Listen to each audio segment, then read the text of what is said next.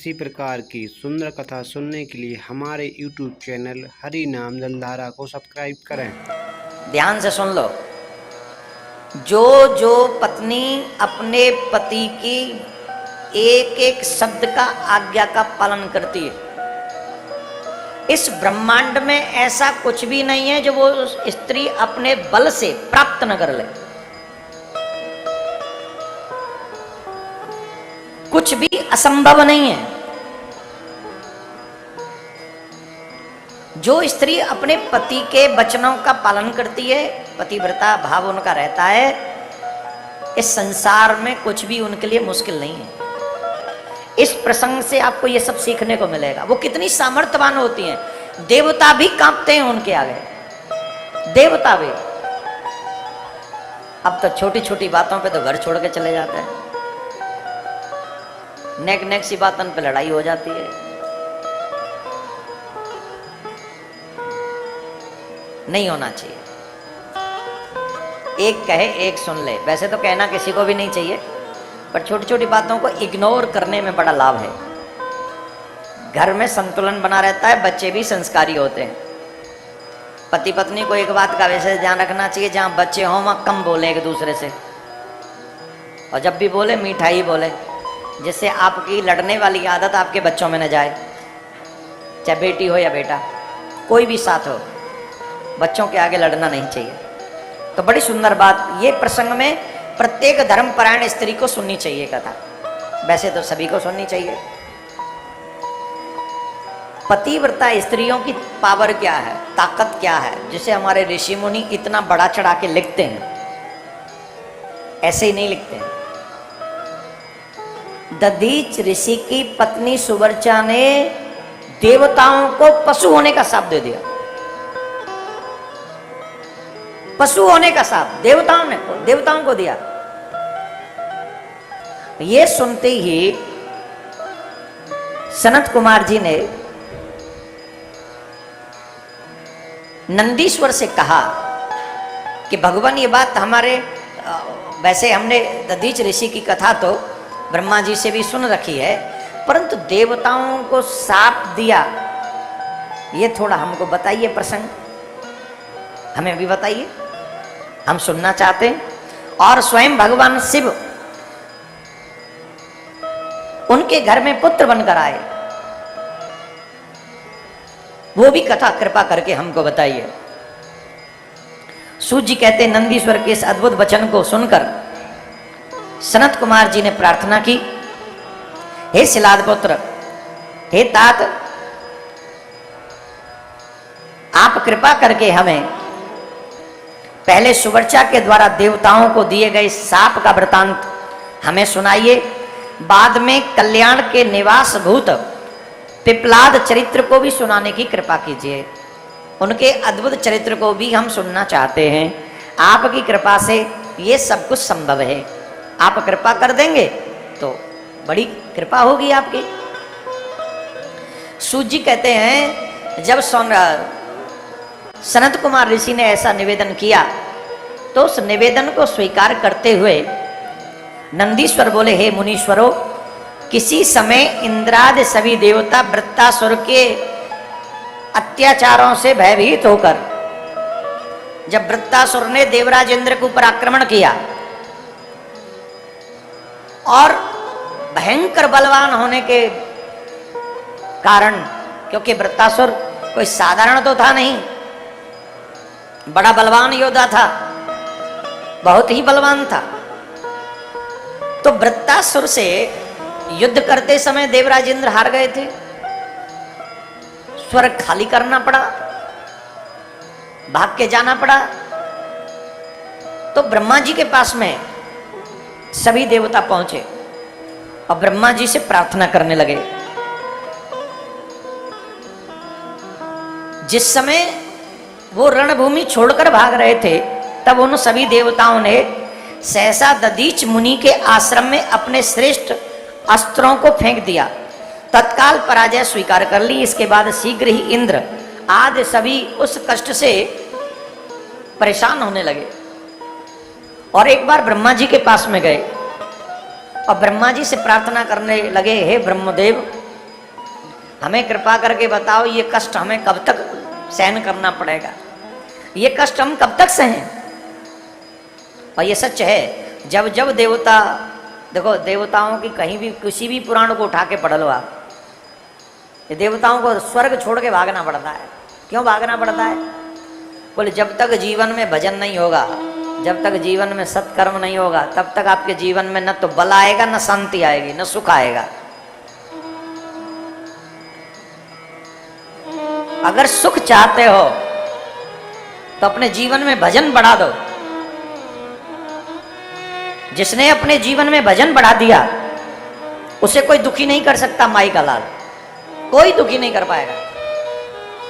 लेकिन भजन का मतलब ये नहीं है सब कुछ छोड़ के बाबा जी हो जाओ। घर का भी ध्यान रखो, माँ बाप का ध्यान रखो, भाई बहनों का ध्यान रखो, अपना भी ध्यान रखो।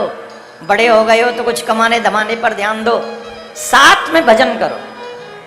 भजन नहीं छोड़ना, किसी भी स्थिति में हो, किसी कंडीशन में हो, किसी के साथ हो। अरे एक बात बताएं, हिमालय पे जाके भजन करना तो सब कर लेंगे, बड़ा आसान है, वहां कोई झंझट ही नहीं है। चले जाओ करो हिमालय में जाके भजन। लेकिन असली भजन की परीक्षा तब होती है, एक जन टांग खींच रहा है, एक जन हाथ खींच रहा है, एक दिन बाल खींच रहा है, एक जन ये कर दे वो कर दे। ये उन द्वंद्वों में रहते हुए भी जो भजन करे वही श्रेष्ठ भजन कारक कहा जाएगा, कि वही भजनानंदी है। आप सब किसी साधु से कम नहीं है जो यहां पर बैठकर पार्थिव शिवलिंग बना रहे हैं, जितने भी बना रहे हैं। लंगोटी पहन के, भस्म रमा के, घर छोड़ के, बड़ी बात है बाबा जी हो ना, नहीं है। अपने आत्म कल्याण के लिए घर छोड़ के चला जाओ, ठीक है, मैं ये नहीं कह रहा कि वो सबको आदर है, प्रणाम है, लेकिन गृहस्थ में रह के कभी पत्नी की सुनो, कभी पति की सुनो, कभी बच्चों की सुनो, कभी सास की सुनो, कभी ससुर की सुनो, कभी मम्मी की सुनो, कभी पापा की सुनो, कभी छोटों की सुनो, कभी बड़ों की सुनो, कभी चाचा की सुनो, कभी फुफिया ससुर की सुनो, कभी मम्मियाँ ससुर की सुनो। इतने ससुर है, सुना सुना के बुद्धि को भ्रष्ट कर देते। और उसके बाद भी भजन करो, उसके बाद शिवलिंग बनाओ, उसके बाद शिव जी पे जल चढ़ाओ, उसके बाद भी अपने द्वारा किसी का बुरा मत करो। मेरी नजर में उससे बड़ा साधु कोई नहीं, उससे बड़ा भजनानंदी कोई नहीं। सबकी सुनो, सुनिए सबकी, कहिए न कछु। क्या बात है, क्या मार्गदर्शन है। प्रणाम ऐसे ऐसे संतों को, उन कवियों को जिन्होंने कितना प्यारा सा मार्गदर्शन दिया गृहस्थियों के लिए। सुनिए सबकी, कहिए न कछु, रहिए, हैं ऐसा है, बड़ा प्यारा सा रहिए। आगे मुझे याद नहीं है पूरा ढंग से, अगर कहोगे तो कल है,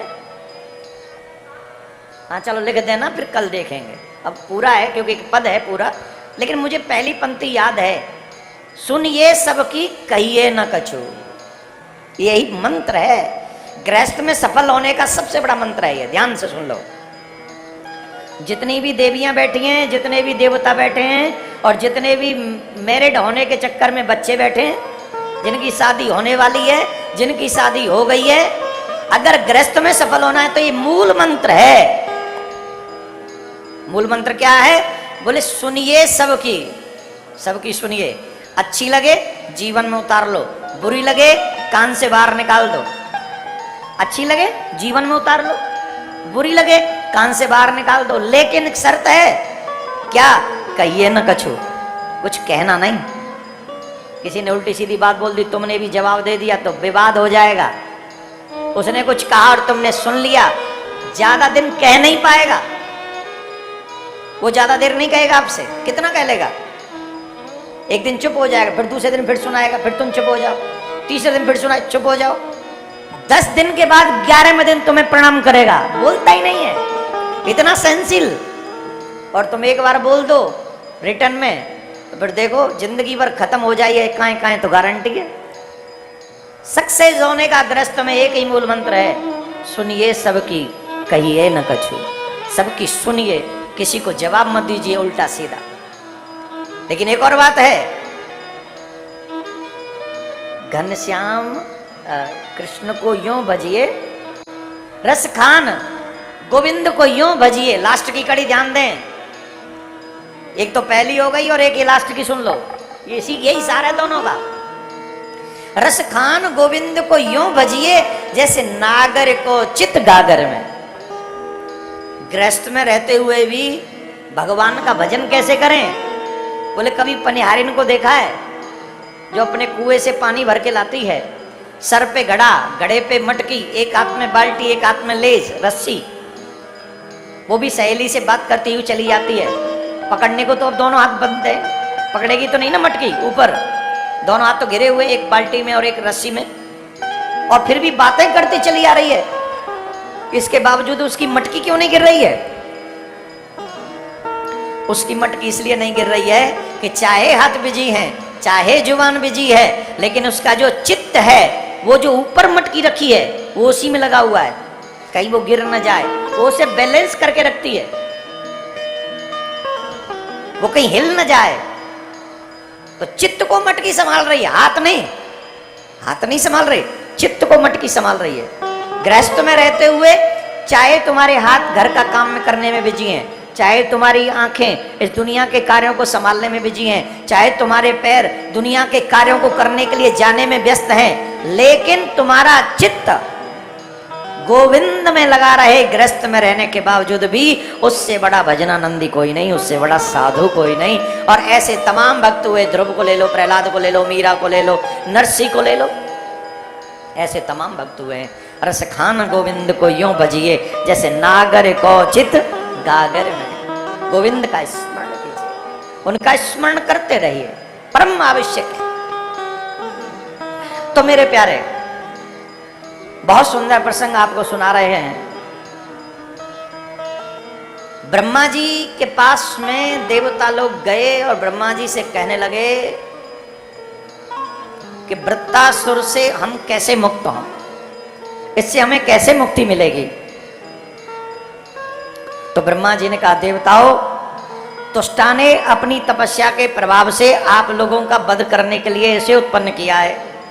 संपूर्ण दैत्यों का यह स्वामी वृत्तासुर महान तेजस्वी है, अतः आप लोग वैसा प्रयत्न कीजिए जैसा जिससे इसका वध हो सके। देवताओं ने कहा, इसका वध कैसे होगा? तो ब्रह्मा जी, इसी प्रकार की सुंदर कथा सुनने के लिए हमारे YouTube चैनल हरि नाम जलधारा को सब्सक्राइब करें।